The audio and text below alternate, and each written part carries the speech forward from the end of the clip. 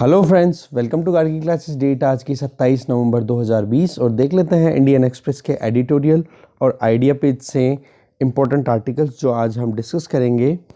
Editorial page पे 4 articles हैं, 5 articles हैं, जिनमें से ये 2 आर्टिकल्स तो हैं डिएगो माराडोना के बारे में, जिनका अभी डिमाइज हुआ है। अर्जेंटीना के फुटबॉलर रहे हैं और इन्हीं के बारे में बताया जा रहा है कि क्या लीडरशिप थी, किस तरीके से वो खेला करते थे, फुटबॉल प्लेयर थे, राइट, सॉकर थे। इस तरीके से आप देखोगे सॉकर प्लेयर। दूसरी तरीके से आप देखोगे इधर ये वाला आर्टिकल है पॉलिटिक्स से रिलेटेड कि हैदराबाद में जो इलेक्शंस होने वाले हैं, वहाँ के लोकल इलेक्शंस, तो उसमें अभी बीजेपी किस तरीके से एग्रेसिवली अपने कैंपेन को चला रही है, नेशनल लीडर्स को वहाँ पे अपने कैंपेन्स में यूज़ कर रही है, मतलब इंट्रोड्यूस कर रही है वहाँ पे, जैसे अमित शाह, जेपी नड्डा। तो वो हमारे लिए बिल्कुल काम का नहीं है। ये वाला आर्टिकल है द रेड लाइंस। इसमें थोड़ा सा जानने की कोशिश करेंगे कि अभी जो वाइस प्रेसिडेंट है हमारे वेंकैया नायडू जी, उन्होंने एक स्टेटमेंट, एक स्पीच दिया है, जिसमें उनका एक पॉइंट ये था कि जुडिशरी को रिस्ट्रेंट बरतना चाहिए। तो यहाँ पर आर्टिकल थोड़ा सा काउंटर करता हुआ दिखाई दे रहा है। तो जानेंगे क्या है मुद्दा और क्या एक पूरा वो था ओकेजन जिस पे ये स्पीच आई। ठीक है, देखते हैं ये आर्टिकल। फिर ये article lesson from the company, company से हमने क्या सीखा। ईस्ट इंडिया कंपनी का रूल रहा, उन्होंने किस तरीके से अपने डोमिनेंस क्रिएट की, किस तरीके से वो जब छोड़ के गए इंडिया को, तो आज भी इंडियन माइंड्स पे ईस्ट इंडिया कंपनी का इम्पैक्ट एज इट इज़ बना हुआ है कि आज आप वेस्टर्न सोसाइटी को, वेस्टर्न कल्चर को, वेस्टर्न एजुकेशन को सुपीरियर कंसिडर करते हो एज कम्पेयर टू आर्ट्स। ठीक है, तो जानेंगे पूरा मुद्दा क्या है इसमें। ठीक है, तो 2 आर्टिकल्स तो इस पेज पे हो गए। देन आइडिया पेज की बात की जाए तो JNU में अभी विवेकानंद जी का स्टैचू इनॉग्रेट हुआ है, उसके बारे में आर्टिकल है। आप अगर रीड आउट करना चाहो तो कर लो, बाकी मुझे इस आर्टिकल में कुछ इंपॉर्टेंट लगा नहीं हमारे एग्जाम पॉइंट ऑफ व्यू से। ये वाला आर्टिकल अहमद पटेल, जो कि गुजरात के कांग्रेस लीडर थे, जिनका अभी डिमाइस हुआ है रिसेंटली 1-2 दिन पहले, उसके बारे में सलमान खुर्शीद जी कांग्रेस के लीडर ही हैं, उन्होंने लिखा है, तो ये भी हमारे काम का नहीं है। अ कैपिटल मिस्टेक, ये आर्टिकल हम बहुत बार 2 से 3 बार अच्छे से डिस्कस कर चुके हैं, बट आज एक दो पॉइंट्स और हमें एडिशनल मिलेंगे, तो कुछ रिवीजन होगा तो कुछ नया एड ऑन होगा। तो इस तरीके से आइडिया पेज से हम केवल एक ये वाला आर्टिकल डिस्कस करेंगे, अ कैपिटल मिस्टेक। ठीक है, तो देखिए स्टार्ट करते हैं डिस्कशन। फर्स्ट आर्टिकल है द रेड लाइंस। देखो, अभी थीम थी, अभी जो ऑल इंडिया प्रिजाइडिंग ऑफिसर्स की कॉन्फ्रेंस थी 80वीं, जो कि केवाड़िया गुजरात में ऑर्गेनाइज की गई थी। तो उसमें आप देखोगे president, vice president, prime minister, इन्होंने या फिर जो भी हाई माइंडेड पर्सनालिटीज़ थी, उन्होंने अनएक्सेप्शनेबल मैसेजेस दिए जो नॉर्मली कॉमन रहते हैं कि किस तरीके से काम करना आगे जाके। बट कंक्लूडिंग डे की बात करें तो कंक्लूडिंग डे जिस दिन था, उस दिन 71st कॉन्स्टिट्यूशन डे भी था हमारे देश का, जो कि 26 नवंबर को कंसिडर किया जाता है। तो हमारे प्राइम मिनिस्टर ने जो मैसेज दिया, उसके पहले जानने से पहले हम जानेंगे कि थीम क्या थी, वो मैं थोड़ा मिस कर गया। That is harmonious coordination between legislature, executive and judiciary. ठीक है, कि किस तरीके से लेजिस्लेचर, जुडिशरी और एग्जीक्यूटिव्स के बीच में, जो कि डेमोक्रेसी के 3 इंपॉर्टेंट पिलर्स हैं, उनमें हार्मोनियस कोऑर्डिनेशन स्टैब्लिश किया जा सकता है। ये थी थीम। अब हमारे प्राइम मिनिस्टर ने ऑनरेबल प्राइम मिनिस्टर ने क्या स्पीच दिया, उनकी थोड़ी एक्सेप्ट्स देखते हैं। उन्होंने कहा मर्यादा के बारे में कि अडेरेंस टू बाउंड्री, कि बाउंड्रीज की आप रिस्पेक्ट करो। दूसरा, सेपरेशन ऑफ पावर की उन्होंने बात की, चेक्स एंड बैलेंसेस की बात की, और कॉन्स्टिट्यूशनल डिज़ाइन पे बेसिस पे ये जो एथोज हैं, जिनको हम मर्यादा बोल रहे हैं, सेपरेशन ऑफ पावर की बोल रहे हैं, या चेक एंड बैलेंस, एक ही चीज़ के 2-3 वर्ड अलग अलग तरीके से हैं, जिनका काम अल्टीमेटली क्या है, डेमोक्रेटिक सिस्टम को सक्सेसफुल बनाना। ठीक है, तो आप देख सकते हो इन ऑफर, मतलब ये चेक एंड बैलेंस का काम क्या होता है, एक करेक्टिव ऑप्शन अवेल कराता है, जिससे कि अगर कोई डिस्टर्ब्ड कोई सेगमेंट है तो उसको करेक्ट किया जा सके। फॉर एग्जाम्पल, अगर लेजिस्लेचर ने कोई कानून बनाया, उससे डेमोक्रेटिक एथोस को कहीं पे हार्म हो सकता है, तो वहाँ पर जुडिशरी चेक कर देगी कि हाँ जी, आप ये गड़बड़ कर रहे हो। समझ गए? इसी तरीके से अगर जुडिशरी कोई आउटरीच कर रही है तो जुडिशरी की लगाम खींचने के लिए वहाँ पर लेजिस्लेचर बैठी है, और अगर एग्जीक्यूटिव अपनी डोमेन अपनी लिमिट से बाहर निकल रहे हैं तो वहाँ पर लेजिस्लेचर और जुडिशरी दोनों बैठे हैं। तो कहने का मतलब वही separation of power, checks and balances, हर एक को अलग अलग नाम से बोल दिया, चीज़ एक ही है।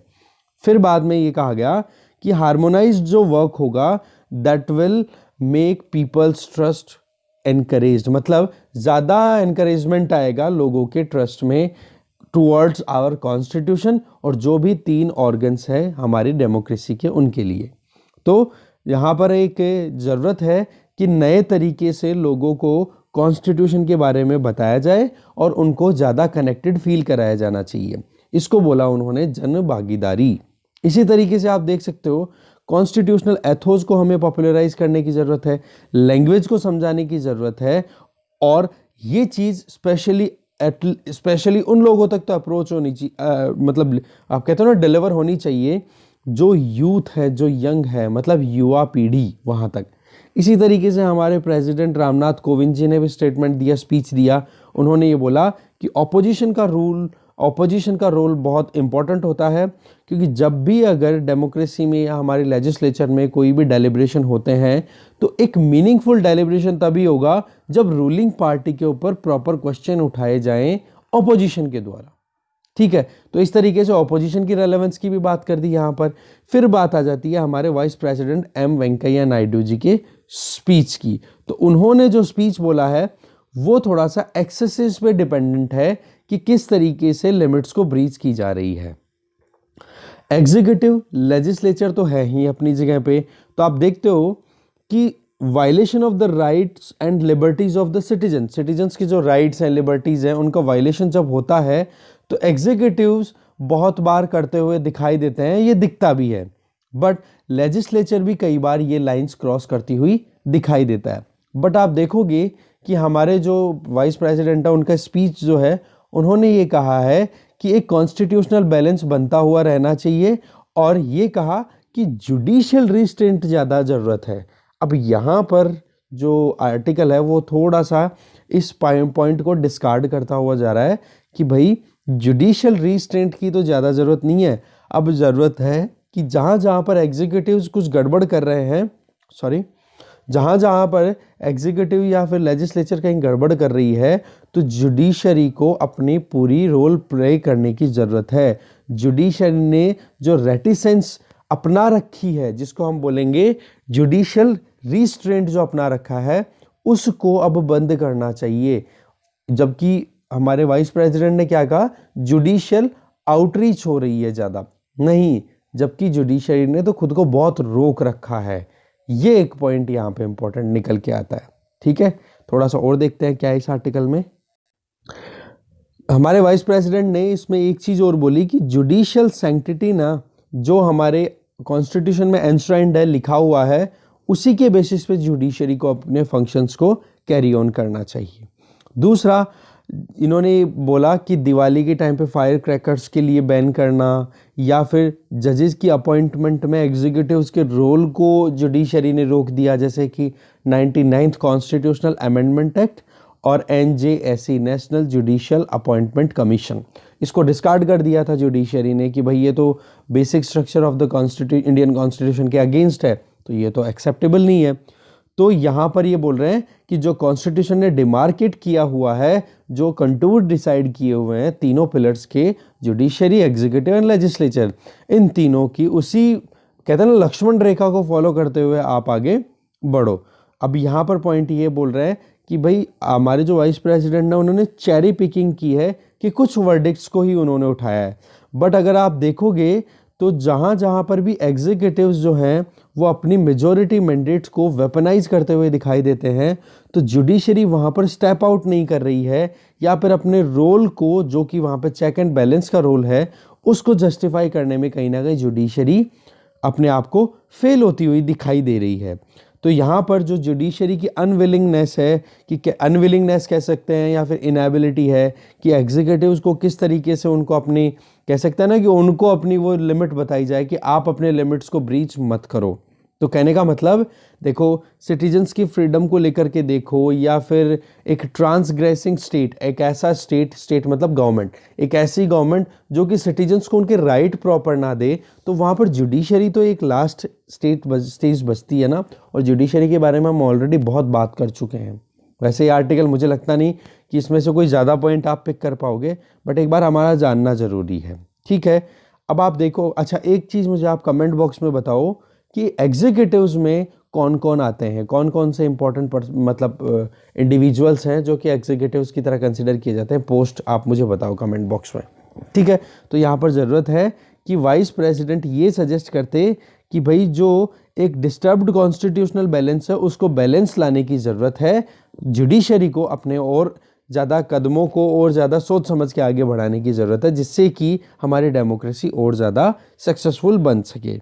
एग्जीक्यूटिव्स को ज़रूरत है कि मेजॉरिटेरियन प्रिंसिपल के बेसिस पे जो कुछ भी वो जिन ऑल डोमेन्स में अपना काम करने की कोशिश कर रहे हैं, चाहे उनको ये नहीं पता पड़ रहा है कि वो सोसाइटी के लिए डिससर्विस कर रहे हैं, तो इसका मतलब ये नहीं कि वो सारे के हर टाइम पे अपनी मेजॉरिटेरियन प्रिंसिपल, इसको ब्लंट इंस्ट्रूमेंट बताया गया आर्टिकल में, इसका यूज़ कर करके अपना काम बनाते रहेंगे, सक्सेसफुली काम बनता चला जा रहा है। तो पॉइंट यहाँ पर है कि जुडिशरी को अपने खुद के जो एग्जिस्टिंग ऑर्डर है उसको रिट्रीव करने की ज़रूरत है, जिसको कहीं ना कहीं आप देख सकते हो इंस्टीट्यूशन को अपने सेंसेस को फिर से एक एक्टिवेट करने की ज़रूरत है। और जल्दी से अगर कोई एग्जीक्यूटिव या लेजिस्लेचर अगर ओवर रीच करते हैं, ठीक है, तो उनको टैकल करने की ज़रूरत है। ठीक है, तो अभी रिसीड करने का टाइम नहीं है। जुडिशरी तो हमेशा रेलेवेंट रहती है, हमेशा जुडिशरी को एक्टिव रहने की ज़रूरत है, क्योंकि अभी हमने बहुत सारे आर्टिकल्स पहले भी देखे हैं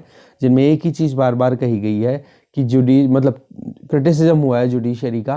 फिर हमने मतलब कहते हैं ना, फेवर और अगेंस्ट दोनों चीज़ें डिस्कस भी कर ली है कि किस तरीके से आर्टिकल 32 का मुद्दा है उसको बार बार उठाया गया है, या फिर जुडिशरी के क्या क्या वर्डिक्ट हैं जिनके बेसिस पे, जैसे अभी जो इलाहाबाद हाई कोर्ट का वर्डिक्ट था, या फिर लव जिहाद वाला जो इशू था उसमें जुडिशरी का क्या आया, वो सारे अर्नब गोस्वामी का जो मैटर था वो सारा।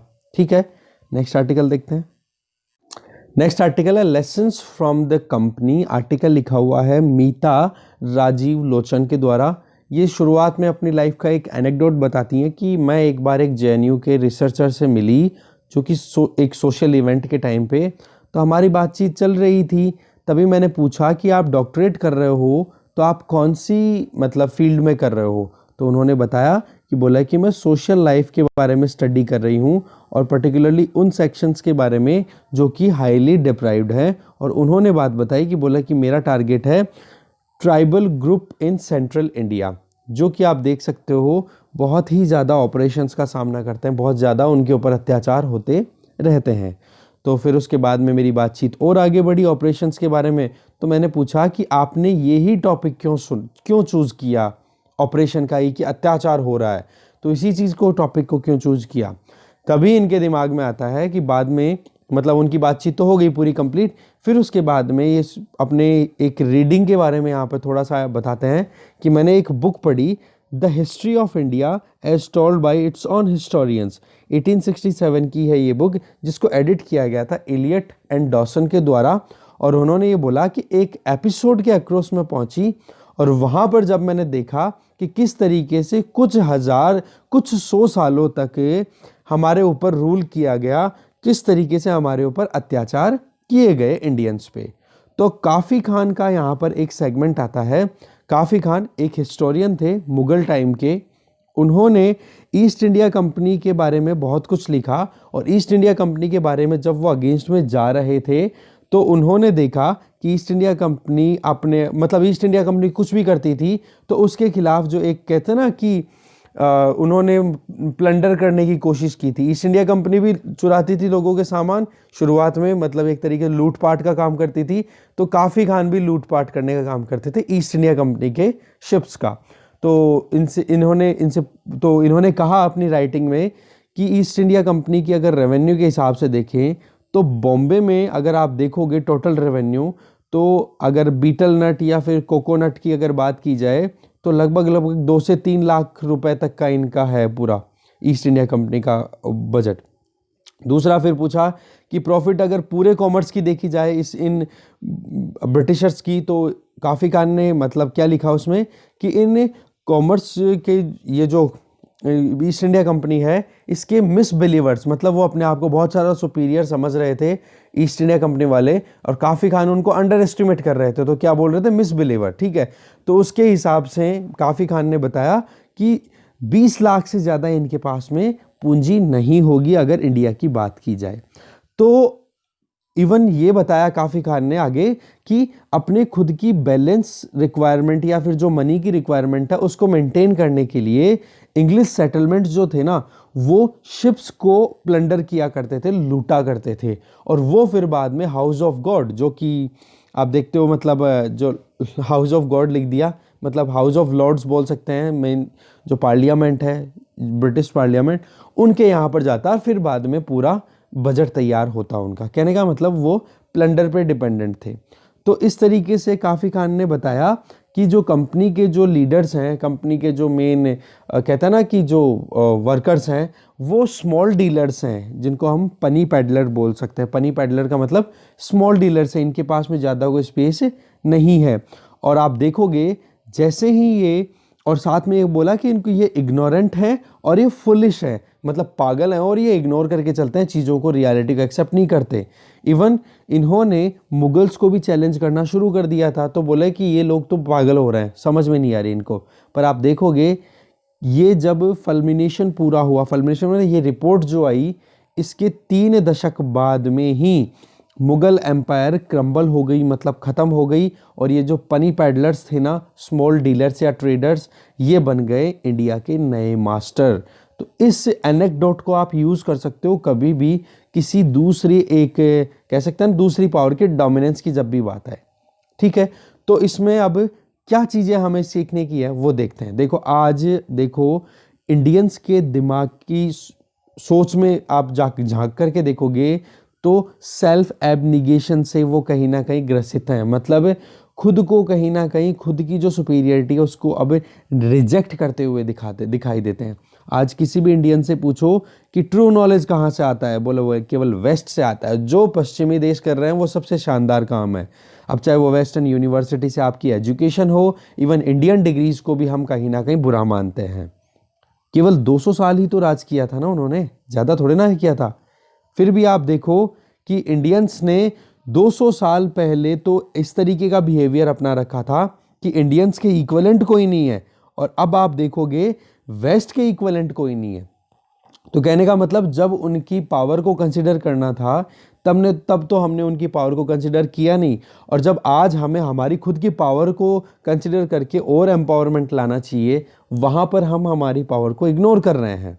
तो ये जो चीज़ है ना, इसको बोला जाता है सेल्फ एबनिगेशन। ठीक है, अभी जो करंट सिचुएशन जो चल रही है उसके बारे में, आज एक इंडियन चाइल्ड के बारे में करें तो उसको याद रहना चाहिए कि पिछले दशक की, मतलब लास्ट दशक की अगर बात की जाए, 16वीं शताब्दी की, जब इंग्लिश यहाँ पर आए थे, ईस्ट इंडिया कंपनी यहाँ पर आई थी, तो यूरोपियन कंपनीज ने आना शुरुआत कर दिया था। सबसे पहले तो ये आ ही गए थे 1498 में, पोर्चुगीज़ तो आ ही गए थे, फिर उसके बाद में लाइन लग गई थी। फिर आप देखोगे 16th सेंचुरी आते आते लगभग सारे यूरोपियंस का यहाँ पर फुटफॉल हो चुका था। तो आप देखोगे उन्होंने लगभग यहाँ पर बिजनेस किया 150 सालों तक, और फिर बाद में बैटल हुआ, बैटल ऑफ प्लासी, जहाँ पर इन्होंने अपनी पॉलिटिकल डोमिनेंस भी क्रिएट करनी शुरू कर दी। तो देखो आप, आने के बाद में भी 150 सालों तक इन्होंने बिजनेस किया, फिर बाद में बैटल ऑफ प्लासी हुआ। फिर उसके बाद में आप देखोगे इसका रेलेवेंस आगे जाकर के समझ में आएगा कि अभी ये इतना हम स्टोरी पढ़ क्यों रहे हैं, लास्ट में एक कंक्लूजन निकल के आएगा। तो हो सकता है हमारे कहीं ना कहीं एक एग्जाम्पल पॉइंट ऑफ व्यू से ये पूरा स्टोरी काम आ जाए। ठीक है, तो आप देखोगे तो उस टाइम पे किसी ने भी रियलाइज़ नहीं किया था कि ये जो यूरोपियन आए हैं वो अपने एक फंडामेंटली डिफरेंट एटीट्यूड के साथ में आए हैं कि वो किस तरीके से बिजनेस करेंगे। उन्होंने बिजनेस तो करना था ही, अभी तक तो क्या था, जितने भी एग्रेशन देखे हैं इंडिया ने, इन्वेजन देखे हैं इंडियन लैंड ने, वो सारे के सारे यहाँ पर असिमिलेट हो गए, यहाँ पर सेटल हो गए, चाहे वो टर्क्स हो, चाहे मुगल्स हो, चाहे कोई भी हो, बट आप अफगान्स हो चाहे, बट आप देखोगे इंग्लिश यहाँ पर आए ही केवल लूटपाट के लिए थे, केवल बिजनेस करो, पैसा लो, रवाना। ठीक है। बट उन चीज़ों को कहीं ना कहीं यहाँ के लोगों ने परसीव नहीं किया, वो समझ नहीं पाए, और टारगेट क्या था, केवल और केवल ट्रेड करना।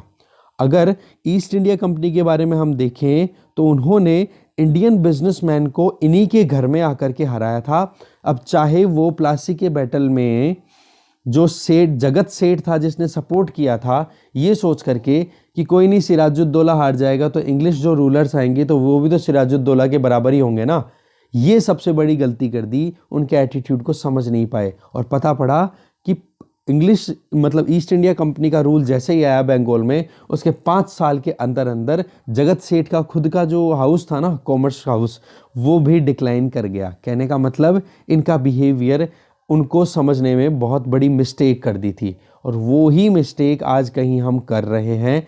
यहाँ पर राइटर बोल रहे हैं, इस हिस्टोरिकल एनेक्डोट से आपको एक चीज़ क्लियर होनी चाहिए कि आज पेंडेमिक ने थ्रेटन कर दिया है ग्लोबल ऑर्डर के पूरे फाउंडेशन को। अगर आप राइटर्स के हिसाब से देखो तो अब मॉडर्न डे कॉलोनाइजेशन अब धीरे धीरे बढ़ता चला जा रहा है, मोनोपोली आई जा रही है डेटा की, और वो भी आप देखोगे पॉसिबल कहाँ पर हो रहा है कि इंडिया का डेटा आप स्टोर कर रहे हो वेस्ट में, और इसमें वेस्ट की ही कहीं ना कहीं डोमिनेंस फिर से चली आ रही है। तो क्यों ना इस चीज़ को अभी हम अप्लाई करें हमारे पास्ट एक्सपीरियंसेस को, जो कि अभी हम कहीं ना कहीं नहीं अप्लाई कर रहे। ये मैटर ऑफ सीरियस कंसर्न है। हमें 200 सालों के कॉलोनियल रूल से बहुत कुछ सीखने की ज़रूरत है, और अभी उसी पॉइंट ऑफ व्यू से हमें आगे बढ़ने की ज़रूरत है। हमारे यहाँ पर खुद का इंफ्रास्ट्रक्चर सब कुछ सेल्फ, एक ये जो बताया ना टर्म सेल्फ एब्निगेशन, को हमें अवॉइड करने की ज़रूरत है। ये नहीं होना चाहिए, ठीक है। ब्रिटिशर्स ने हमारे साथ क्या किया, ईस्ट इंडिया कंपनी ने हमारे साथ क्या किया, इसके लिए हमें एक ग्रेट सेंसिटिविटी लानी पड़ेगी। हमारी सराउंडिंग को बहुत अच्छे से डेवलप करना पड़ेगा, जो कि उन्होंने किया था, क्योंकि ईस्ट इंडिया कंपनी ने यहाँ पर कमियों को ढूंढा और उन कमियों को बुनाते बुनाते अपनी खुद की पावर में कन्वर्ट कर लिया। तभी तो डिवाइड एंड रूल का उनका थंब रूल था, वो चलता रहा ना। इसी तरीके से आप देखोगे, आप अपने खुद के कंपिटिटर्स से सीखते चले जाओ, आज इंटरनेशनली देखोगे, तभी हम आगे बढ़ पाएंगे, ठीक है। हमें 3 चीज़ों पे ध्यान देने की ज़रूरत है यहाँ पर। एक तो ये ग्रेट सेंसिटिविटी डेवलप करने की ज़रूरत है, एक कॉम्पिटिटर्स की से लर्न करने की ज़रूरत है, और तीसरा हमें हमारे बिलीव्स को टेस्ट करने की ज़रूरत है रियलिटी से, कि क्या सच है और क्या हम सोचते हैं, उसमें हमें चेकिंग करते रहे, चेक एंड बैलेंस, कि कहीं सोच तो हम रहे हैं कि हम बहुत सुपीरियर हैं, बट रियलिटी पता पड़ी कि हमें कोई आके थप्पड़ मार के साइड में कर गया। तो रियलिटी चेक होना ज़रूरी है। तो ये 3 टर्म आप ज़रूर ही लिख लेना, बहुत इंपॉर्टेंट है।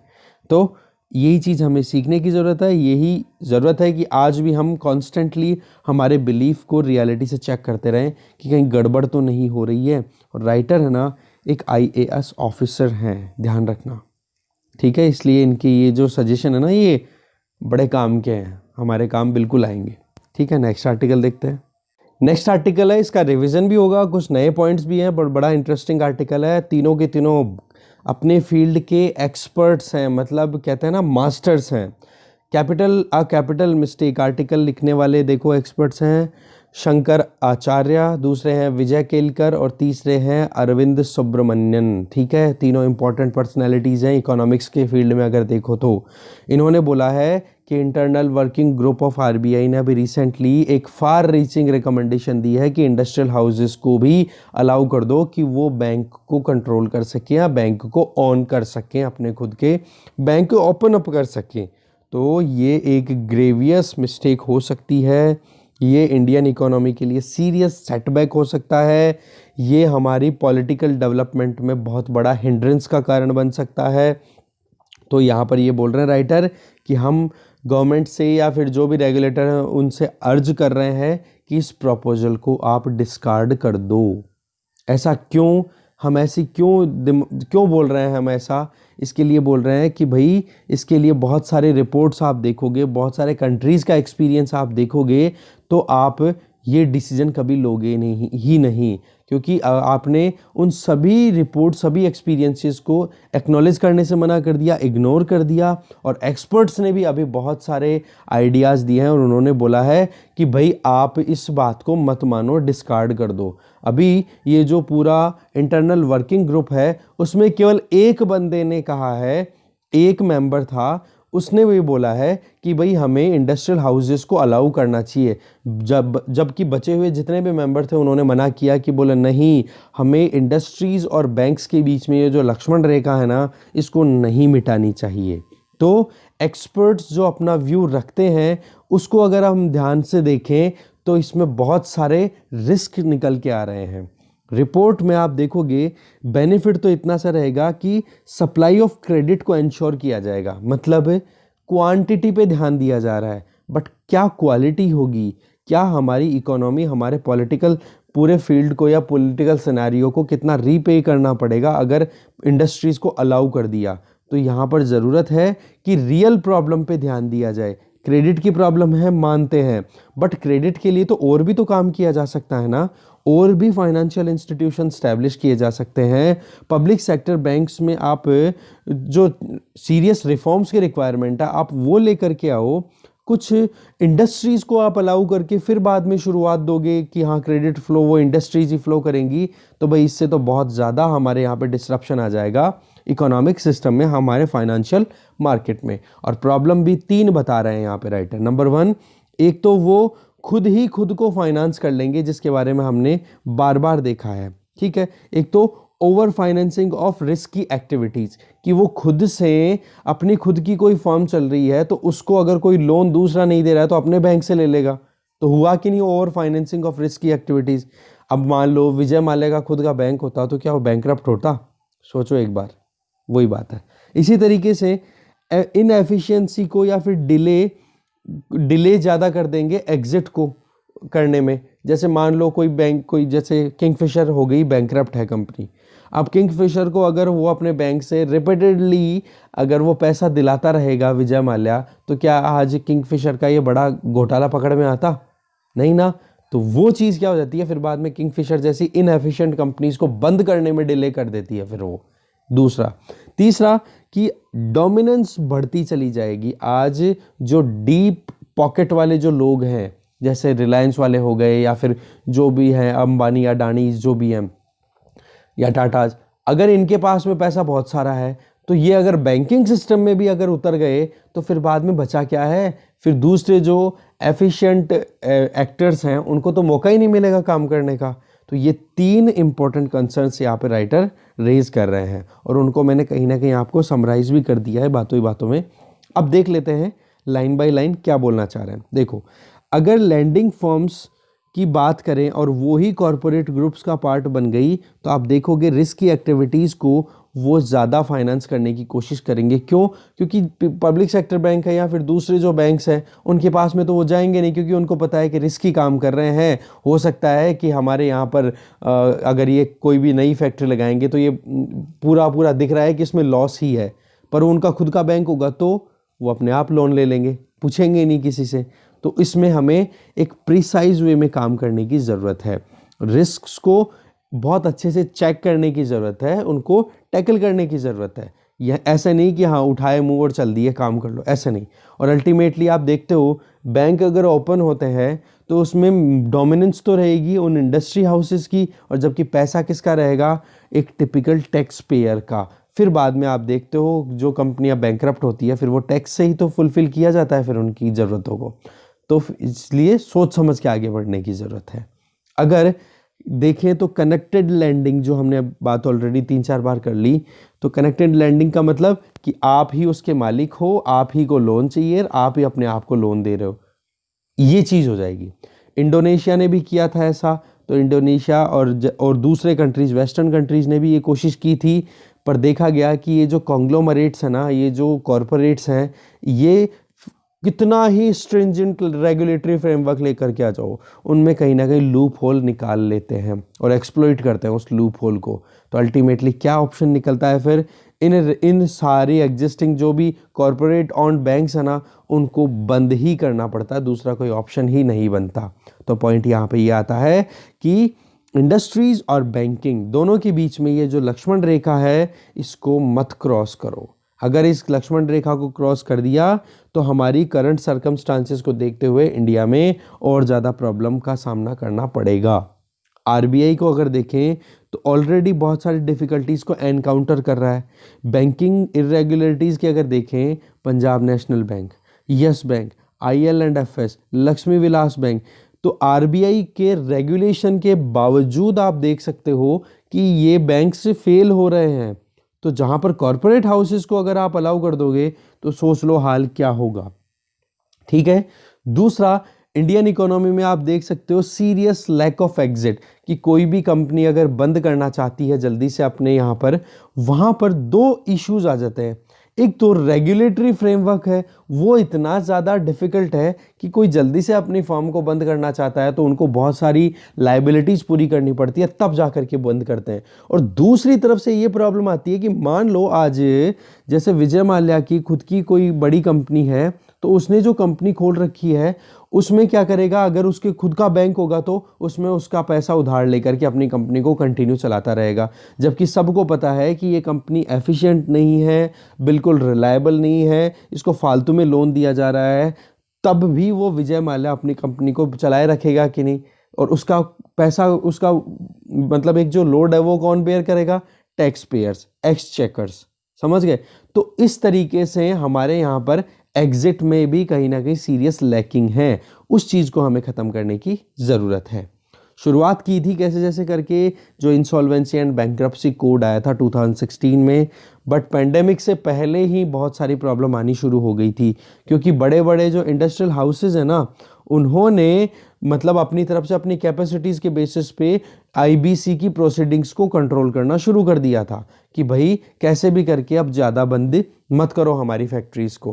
कहने का मतलब क्या हो गया, वही कि एग्जिट में डिले होता है या फिर प्रोलॉन्ग एग्जिट चलते रहते हैं, तो उससे तो इंडियन इकोनॉमी को तो वैसे ही लॉस हो गया कि इनएफिशिएंट कंपनीज अगर काम करती रहेंगी तो कैसे हम ग्रोथ कर पाएंगे। फिर फाइनली बताते हैं कि ये जो लक्ष्मण रेखा है, जिसमें आप देखोगे इंडस्ट्रियल डोमिनेंस को रोके रख रही है। अगर आप देखोगे तो इंडस्ट्रीज को अगर आपने अलाउ कर दिया तो वही बात, हम ही एक घर के राजा हैं, हम ही कमाने वाले हैं, हम ही खाने वाले हैं, तो वो चीज़ तो फिर बाद में डोमिनेंस और ज़्यादा क्रिएट कर देगी।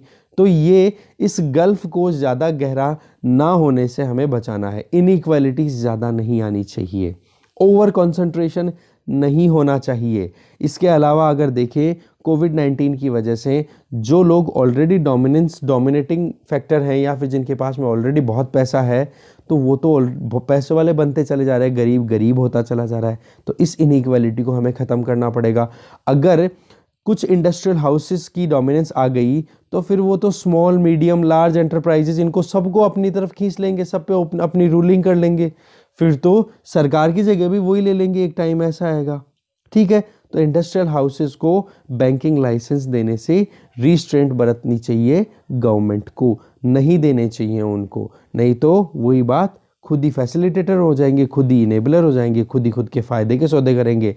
हम वही कहता ना, हमने ही खेला और हमने ही मिटा दिया, वो थोड़े ना होता है।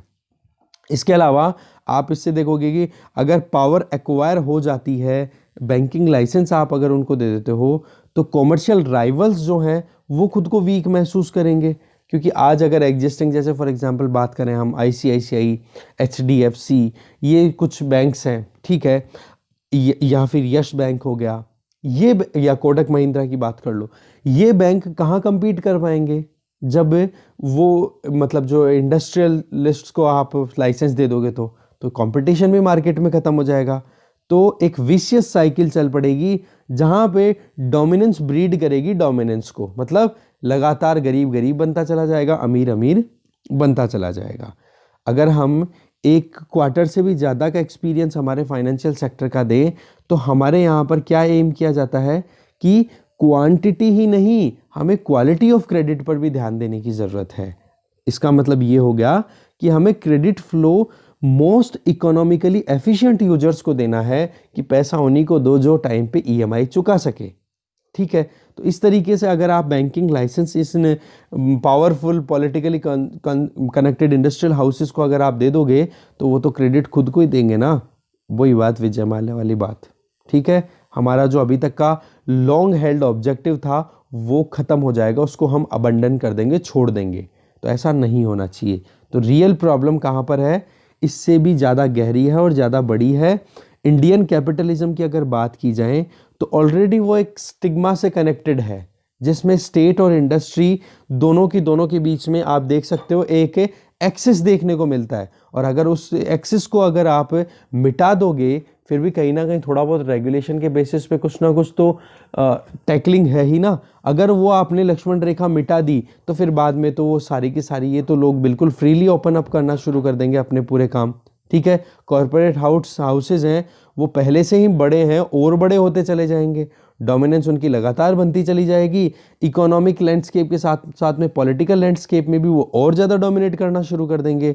और जहाँ पर हम वेल रेगुलेटेड मार्केट इकोनॉमी की बात करते हैं, जहाँ पे हम डेमोक्रेसी की बात करते हैं, तो उसको कहीं ना कहीं बर्बाद कर दिया जाएगा, सीवियरली डैमेज कर दिया जाएगा, तबाह कर दिया जाएगा, अगर आप इस तरीके से इंटरनेशनल एक्सपीरियंसेस को इग्नोर करके इंडस्ट्रीज को बैंकिंग लाइसेंस अवेल कराते हो तो।